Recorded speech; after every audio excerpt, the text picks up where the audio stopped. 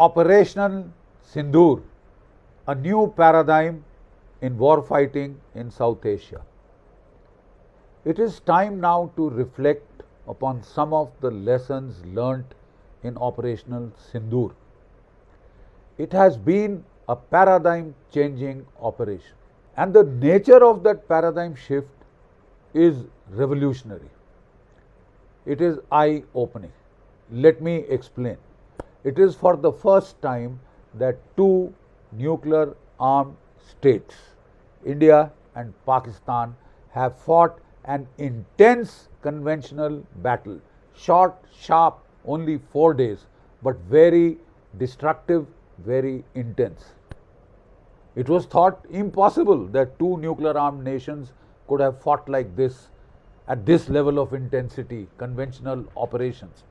Because as far as Pakistan was concerned, its nuclear parity had given it complete free pass, complete carte blanche to carry out sub-conventional operations, asymmetric war, hybrid war against India in Kashmir, Punjab, via Bangladesh, whatever. Why? Because it felt that India dare not escalate to the conventional military level because of the nuclear threat, of the nuclear overhang, the nuclear threshold being crossed. And Pakistan had put the nuclear threshold in South Asia at ridiculously low levels. This is the balloon that has been punctured in South Asia. Please try and understand. Let me explain. India and Pakistan, two nuclear powers. India with a modest nuclear arsenal. The caveat is modest nuclear arsenal. This may not apply to the Russian and the American nuclear arsenals, which are huge. But countries with modest nuclear arsenal, to include India, to include France, UK, to include Israel, North Korea, these are modest nuclear arsenal countries. And it is to this group that we are addressing. Iran hopes to become a nuclear power. So if it becomes, then it will be in this group of modest nuclear powers, middle tier nuclear powers with small arsenals. So India had three means of delivery. It has a full triad. It has fighter bombers, it has ballistic missiles, it has nuclear submarines. Pakistan has only two delivery vectors. It does not have a triad. It can either use ballistic missiles, most of them given by China, some copied from Korea, or it can use fighter bombers, F-16s, JF-17s, Mirage 3/5, modified for nuclear toss bombing. Only two vectors. What is the problem with the Pakistani nuclear arsenal? It is kept demated. The nuclear warheads were stored separately, are still stored separately in the tunnels, underground tunnels at the Kirana and Chagai hills. The delivery means are where? The aircraft on the air bases and the missiles in the missile firing sites. There are 5 fire missile bases in Pakistan, starting from Gujranwala in the north to Pano Akwil in the south. 5 major bases, missile firing bases. There are 4 major air bases from which fighter bombers modified for nuclear bombing can take off. And these are Sargodha, Jacobabad, Rafiki, Masroor. So 4 air bases from which Pakistani fighter bombers can take off. That is where the F-16s, the Mirages are based, right? What is Pakistan's problem? In war, if it decides to go nuclear, it has to get these warheads, mate the warheads with the missile, get the warheads to the air bases, right? And if you hit the storage site entrance, you block the movement of these warheads either to the missiles or to the air bases from where the fighter bombers can take off. This is what India did. And this is called the third nuclear age. Let me elaborate and let me quote. In the third nuclear age, the efficiency of nuclear systems is in question against a modern high-tech air defense environment. This is the major change. Air defenses have become so lethal, so accurate, so destructive, that the chances of missiles or fighter bombers getting through to nuclear bomb the other country, which has a good air defense, are becoming next to zero. Modest nuclear arsenal. Caveat must be underlined. If you have thousands and thousands, well, some will get through. But like Iran, if you have a limited number, Israel was able to intercept 97% of the missiles and drones that Iran fired in the first round, and then in the second round, and then in the third round. They had also learned some lessons, so they increased the percentage of missiles that were getting through. But 97%, 90% were getting shot down. Now take a look at what India has achieved. There are two aspects to our great military success. One is offensive, the second is defensive. Let us talk of the defensive first. India has created an Iron Dome which almost is the equal of the Israeli Iron Dome. It is equal of the best air defense grids available in Russia, in Ukraine, in possibly even the United States. It has matched those with the help of indigenous technology. We sent up our NAVIC constellation of satellites. They give us offensive and defensive weapons, less sub-meter levels of accuracy. In Noor Khan base, we hit the air vent of that deeply buried underground command bunker. 45 centimeter by 45 centimeter, 400 kilometers away, the BrahMos was launched and it hit that 45 centimeter air vent. That is the level of accuracy the NAVIC constellation of satellites has given us, right?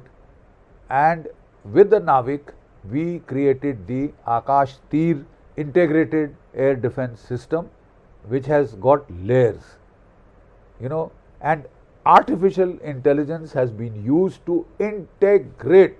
The key word is integrate. The sensors with the shooters. Sensors are your radars, your AWACS, your satellites. They pick up targets. Shooters are your fighter bombers, your ballistic missiles, your surface to air missiles, defensive and offensive shooters both, right? So they link the sensors and the shooters, and they have created a foolproof air defense layer, layered air defense. S-400 long range missiles, Barak 8 medium range surface to air missiles, Akash missiles, and then Spider missiles. This is the missile layer. Then for stopping drones, we have the layer of L-70 modified upgraded guns, Zu-23 twin barrel guns, Shilka 4 barrel rapid firing guns. They have all been integrated with the old Pechora SAM-2s to shoot down drones. We don't want to waste missiles on expensive, on cheap drones. Now with this formidable air defense, are you aware that in Op Sindoor, we achieved 90% kill rate against the Pakistani drones, Turkish, Chinese, all put together. 90% were destroyed, shot down, right?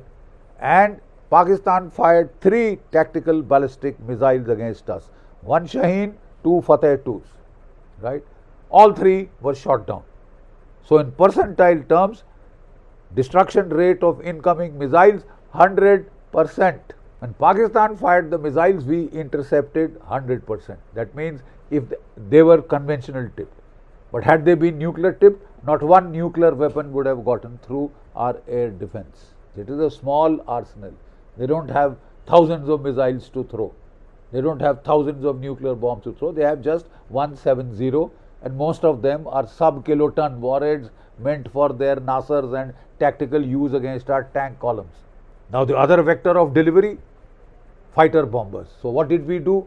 First, we hit the air command and control post at Noor Khan between Rawalpindi and Islamabad.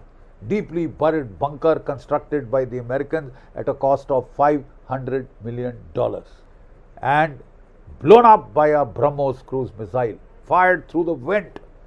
It had 5 meters of cement concrete steel on top. Even a direct nuclear hit could not have taken it out. Our BrahMos went through that, air conditioning went, blasted it to bits. All the computer servers, all the command and control C4I equipment there vaporized. All the key personnel manning that command and control for air operations, and incidentally we came to know later that was also the command and control for their nuclear weapons. It was their nuclear command post. We knocked it out. We hit the drone operations, drone command and control post at Murid, knocked it out. Then we hit the 4 air bases from where the fighters could have flown off, right? That is Sargodha, Jacobabad, Rahim Yar Khan and Sukur, right? These are the 4 air bases that we hit from where these fighter bombers modified for nuclear toss bombing could have taken off. We cratered their runway. 80-foot hole in the Sargodha at the center of the cross where the 2 airstrips intersect. And similarly at Jacobabad, similarly at Rahim Yar Khan, Rafiki, Sukur, all. We knocked out their air bases from which jet fighters laden with nuclear bombs could have taken off to strike India. We first hit their nerve center, their brain, knocked it out. They were left adrift, right? And actually not one Pakistani aircraft could rise in the air. Pakistan lost control of its airspace. 11 out of its 12 major air bases were hit and badly damaged, and photographs before and after captured by satellites to show the whole world. Can Pakistan show a single photograph, as the NSA said, to show damage of any order to any Indian airbase? One photograph they don't have. They couldn't hit India, India could hit at will. And you see what this has done is that Pakistan's nuclear bluff has been called forever. India has ushered in a new model of war between nuclear armed states, moderately armed, right, in which you can ignore the nuclear threshold, the nuclear red line, right? You can ignore it because your fighter bombers will not get through because of our layered air defenses. Your missiles will not get through because of our layered air defenses, and to make doubly sure, we will hit your nuclear storage, weapon storage site entrances so that you can't take out the nuclear bombs for mating with the delivery vectors. Kaput. Pakistan, your nuclear arsenal, you can put it in a pipe and smoke it. Next time around, it will not deter India from going the whole hog, from using possibly the full force of its conventional military power. Jai Bharat, Jai Hind.